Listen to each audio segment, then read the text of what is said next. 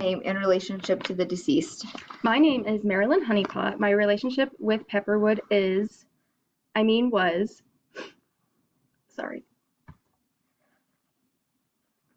that of friends. We met at my very first job working for the law offices of Longbottom and Smith. I was just an intern then, and Pepperwood was a client. I didn't want to take him on as a client, but Longbottom and Smith insisted. Apparently, they all went to school together. So what changed your mind? How did you go from not wanting to help him to calling him a friend? I don't know, really. Just through working with him and getting to know him, he seemed harmless compared to charges against him. What was he charged with? I am not able to say at this time. I will have my lawyers contact you about this matter. Fair enough. So tell me about the events of the evening. Sure thing. It seems so weird to look back at it now. I arrived at, whenever the TikTok video said that I did.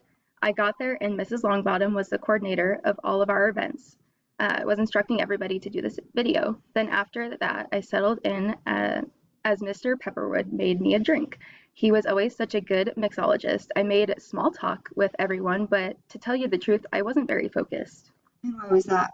Well, to tell you the truth, even though we were there for Pepperwood's birthday, he said that he would had some big announcement. No one really knew what it was, but I had my suspicions. And what did you think the announcement was going to be? I thought he was going to announce the changing of his will. He had told me the last time that he spoke that he planned to include every one of his friends. See, Pepperwood didn't really have any close family. They had some sort of falling out after he was charged with these heinous crimes. And you still don't want to say what those are? No, sir. All right, then tell me about the rest of the evening.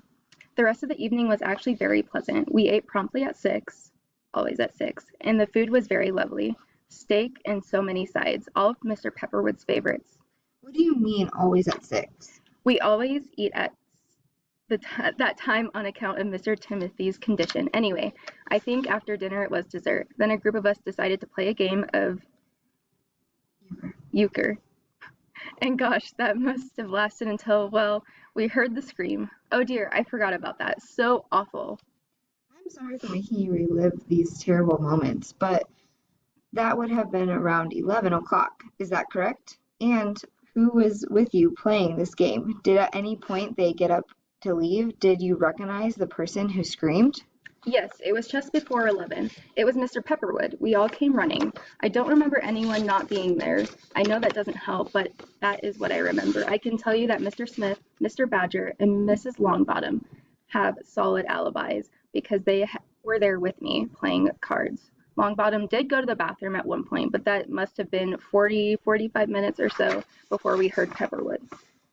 Thank you for your cooperation. I believe I have enough for now, but I might have some more follow-up questions later.